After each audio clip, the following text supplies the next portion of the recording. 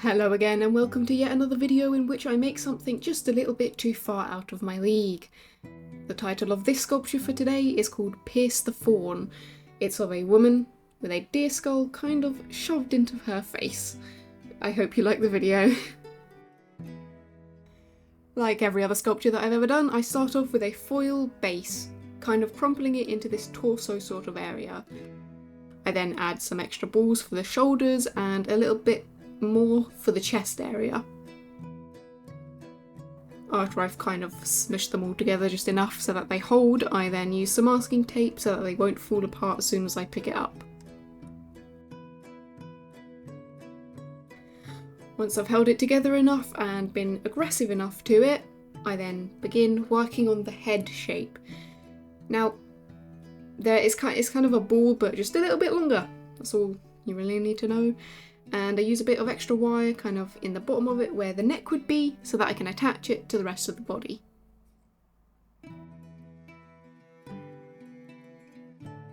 As the foil head wasn't trying to be too cooperative, I had to use some masking tape and also a bit of foil so that it would stay still and actually attach to the body. And of course I do need that foil there so that it's bulky enough to be seen as a neck and not a little stick. I then wax some clay so that it's nice and smooth and malleable enough so that it won't hurt my hands when ignore that, when I'm rolling it out with my rolling pin to get it to the desired thickness so that when I attach it to the body, it's not too thick and it's not too lumpy. I actually did something really smart this time and made a little hole so that I could go through the head. I'm not usually that smart. Usually I just try and layer clay on top of the foil and then have to deal with all of those creases in every single area possible. But this time I was smart and I do it in sections instead. I make sure that there is clay, of course, underneath the sculpture as well as on the sides, but instead of curling it under again, there would be creases, but I'm being smart this time. I kind of roughly smush all of the creases together. It doesn't really matter right now whether it's smooth because that's kind of a job for later on. I just need to get all the clay on right now. Then again, like I said, I do it in sections, so now I'm doing the neck, just making sure that all the clay's on there. There's a few creases here and there, but they're easily smoothed out and able to be cut away. Armature for me is usually the worst part. This might be one of my best one of my best attempts at armature that I've ever done. Then I go in with foil for the hair. It was a bit tedious kind of trying to get all of that foil in there, as well as making sure that I save the clay instead of just putting the foil on top of the rest of it and then losing clay to it. You see here that kind of looks like what I'm doing, but then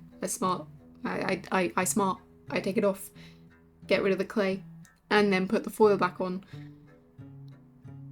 The hair's quite bulky and quite frizzy for the most part, but it gets a bit more tame later on. This is kind of the part where I just use a bunch of clay just to smooth it out, make sure that all the areas are nice and, you know, the right shape, the right sizes, the right thickness and smoothness. The hair doesn't really matter too much to me because I'm going to be layering a lot of little worms like this along the entire head. So just kind of making the hairline at this point, just adding clay down, and I won't smooth it into the face but away from the face. Again, just more clay, makes it smoother. And then I go in with these worms. They're kind of these lines of clay that I roll out. I was going to use I was going to use wire underneath it to kind of get these shapes so that I would use a little bit less clay, but in the end that would be a bit too time consuming for me and I cannot be bothered to put in that much effort. That was a joke. I put in as much effort as I would, but it's easier this way, you know? At this point the hair might be looking a bit strange, and it does, I don't blame you. And honestly, I do kind of blame this whole thing off, not blame. What was I saying? I inspire this whole thing off of my own hair that I have. Curly, a little bit straight sometimes, a bit frizzy, very annoying. I add little pieces and big pieces and then I smooth it out.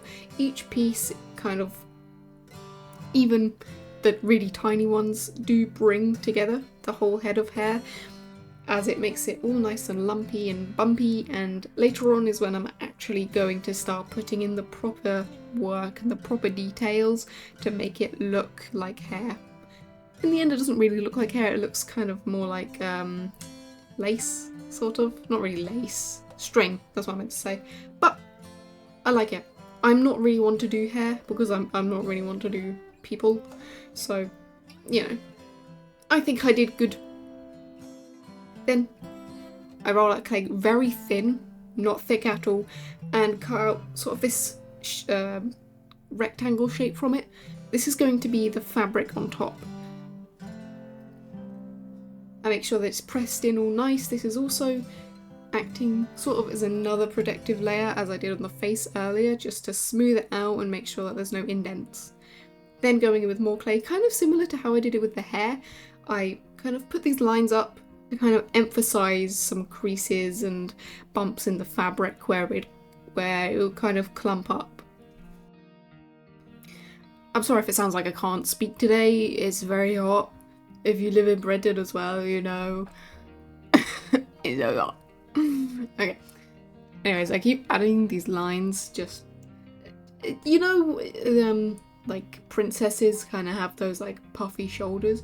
What I was trying to do is make it kind of look like royalty, you know, like a princess or something. But whatever. Then I cut out this kind of long string of clay and use it for sort of the lining of the dress. It's not the hem, I don't know, but the lining of the dress here, it'll be kind of a lace fabric that I'll add some texture on later on. I then make sure that she has a collarbone because why wouldn't she? I need to make sure that it's super smooth so that it kind of blends into the rest of the clay around it and like smooth skin. Then, like I said, I do that lace texture. So I use this kind of spiky-ish tool and it looks like I'm kind of just running it through, but I'm not. I'm actually doing little tiny dots and then kind of connecting them up in the middle. Then as I've done kind of the main dress parts, I add some extra little curls of clay to the ends of the hair, just to give it a bit more texture and volume to it. Then I begin working on the deer skull. This was a bit of a pain because just any type of bones or skulls are annoying, since there's lots of holes and it's thin and it's weird and shaped weird and yeah. But, you know, I use foil, make sure that there's a hole for the eyes. I only use 2 pieces of wire for the main frame of it, which is a bit stupid. I probably should have used more so that I could keep its shape a bit better, but in the end it works well with foil. For a while it doesn't look well, it looks actually quite unwell, it looks a bit sick, so ignore that. I add clay on top, quite thin, it looks like a blobfish. It does look like a blobfish. It looks so depressed, I'm sorry. But I can't really explain how I did the skull very well because really the whole process was me just going back and forth and changing things again and again and again until it actually held its form, it had shape, it looked good, and it did take quite a while for that to happen. So, while I have some spare time, I might as well just talk a little bit about my channel, you know. There's just a few things that I need to address quickly. First off, my Etsy shop is open. Link in the down below in the description. Go check out if you want to. You know, my sculpture on there. You don't have to go check out, but you know the options there if you want to. Also, a second thing, I hit 500 subscribers, I don't know how. I remember hitting 200 and I was like baffled and I was like, there's 200 of you and now there's 500 of you and I don't know my brain cannot process that. There are 500 of you. Actually there's 578 the last time I checked because, you know, I haven't made a video in over a week, like maybe 2 weeks or something, because I went on holiday and, you know, I'm a 500. How are there 500 of you? So, you know, thank you. you know, I have a real laugh every day looking, and I have another one. Oh, I have another one. Oh, there's another one. And there's another one. And there's over 500 of you now, and it's insane. So thank you. I think that's, you know, I'll talk more about this at the end of the video, of course, but I just wanted to say it now because I wanted to say it to you, because I want to appreciate you and thank you. You're my friends. Anyways, enough of the breakdown, you know, let's talk about what I'm actually doing. The horns, I used foil, masking tape, and of course clay on top, cutting off the excess, blending it out, making sure that the bit kind of beneath the horn, you know, that bit which holds the horn, kind of has that bulkiness around it, bigger than the horns themselves. Make sure to do the other the other horn. It was quite hard getting them both the exact same shape. I don't know why I found it so difficult, but bending wire, first off, is just annoying, and then having to bend two pieces to look exactly the same is even more annoying. But I did it. In the end, it took me ages. Forever. And then I had to add extra pieces of wire for the other bits of horn, which means that I kept twisting the horns, and then again they were getting kind of out of sync, and then just didn't look right, so then I had to keep bending them back, and my nose is blocked and I feel very nasally right now. I'm gonna shut up. I take it back, no I'm not. Anyways, I just keep working on the horns. There's 4 kind of prongs, whatever they're called, on each one, and then I start working on the teeth. Now, I give myself this kind of foil underneath so that when I'm attaching the teeth, if I place the skull down, the teeth won't just get smushed up into the face. So, you know. Plus it helps me actually move it around a bit better without just smushing the entire thing. So I had 5 teeth on each side. This isn't, you know, entirely accurate, but, you know. I give them these kind of ridges in them, these bumps and indents, and then I split them up from the actual jaw itself, and then it has teeth, and they look pretty cool. I think it looks really good with the teeth. Kind of looks cool. I also add these little dots underneath because, you know, teethy have those bits in the teethy. Then I start giving the antlers some lines on them, just adding a bit more texture, and also, you know, they're not always completely flat. Some of them have kind of ridges in them. This one's a bit intense, but, you know, that's just how I do it.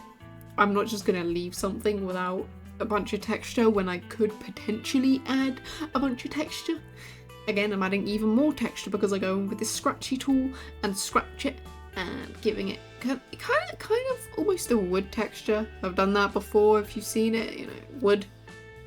It's a pretty nice feel to it, pretty nice texture. But, you know, I do it, get it out of the way. Antlers are annoying to do because they just keep wiggling and they won't stay still, and getting the lines to actually look right and line up is difficult, but it works. And then, you know, finish prepping the skull to bake, because I'm going to bake it before I put it on the sculpture. So I, you know, make sure that there's lines everywhere, that there need to be lines, like at the base of the antlers and kind of down the center of it. And then kind of after I've added those lines and, you know, the different bits, I go in with this bit of foil. Now I pre-crunch it, you know, and then I unfold it and then layer it on the surface. You can't really see it very well, but in real life you can see it and feel it. And I just layer it on top and smooth it down. This gives it that same texture as the foil and makes it look like bone. I'm proud of myself for coming up with this, you know, how smart I am. And then I go in with this kind of scratchy tool, make cracks, because it's not a perfect skull. You know, it's unfortunately it comes from a dead deer. Don't know how the deer died, but it died, and now it's the skull, and, you know, it's cracked. But not in the good way. Now, this is a necklace I'm doing. That tool right there, you probably won't have if you try to sculpt. And I don't know if you'll ever be able to get your hands on a tool like that, because it's actually a broken tool.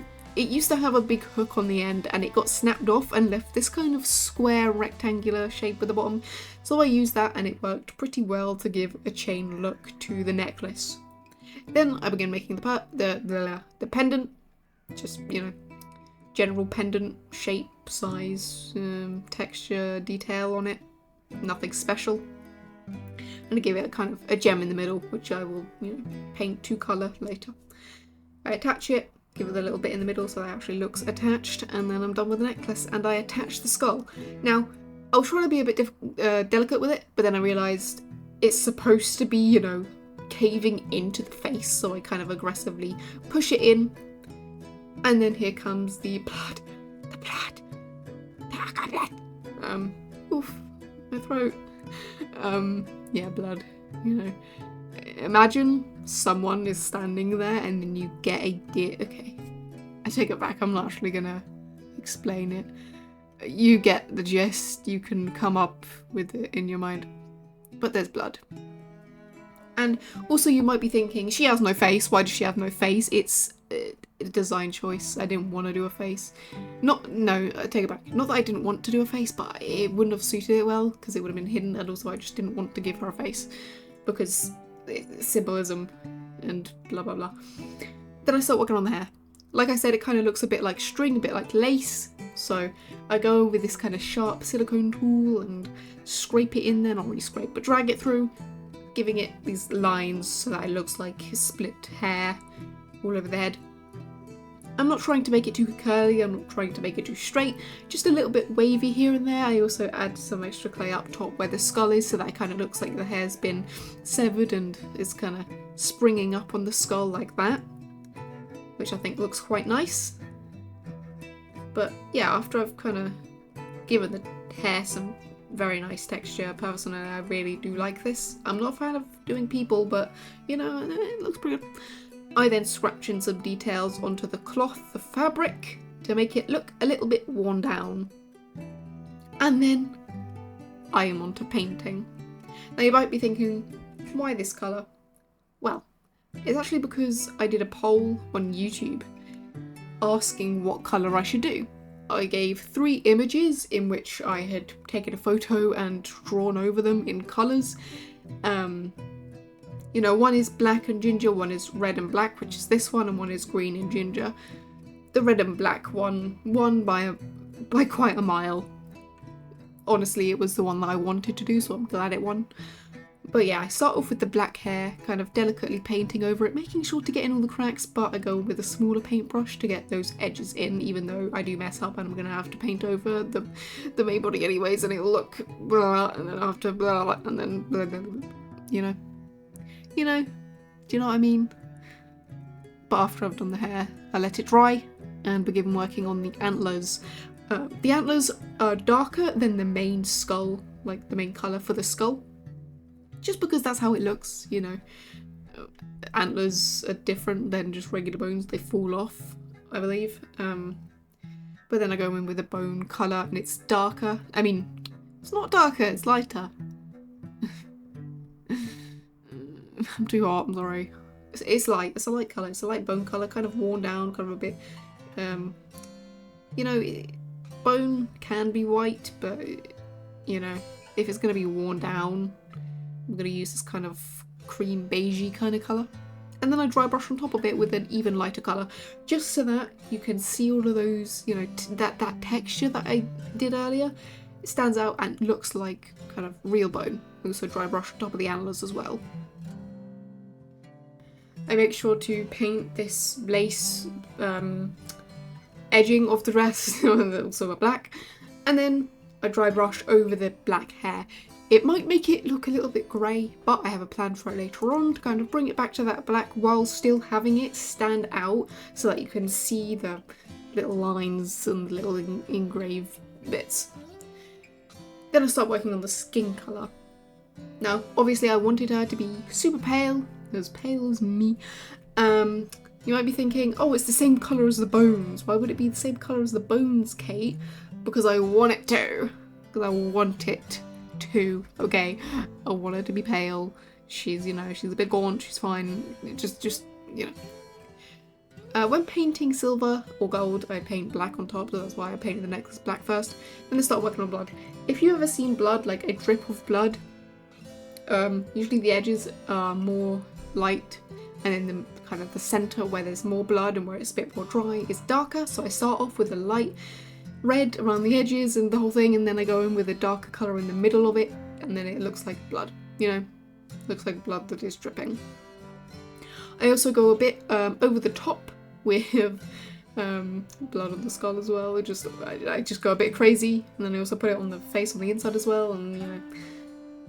Then I paint the dress red because on the poll the dress was red and that was the one that won, and you know, best colour choice in my opinion. So start off with the red, just put it everywhere. Looks a bit flat right now, but I then go in afterwards, after I've painted in all the little details, with a very dark red that is extremely watered down, so that I can put it into these kind of cracks and then wipe away the excess, so that it looks very worn. It looks, you know, like shadows as well. Just looks better than flat colour. The pendant I made purple.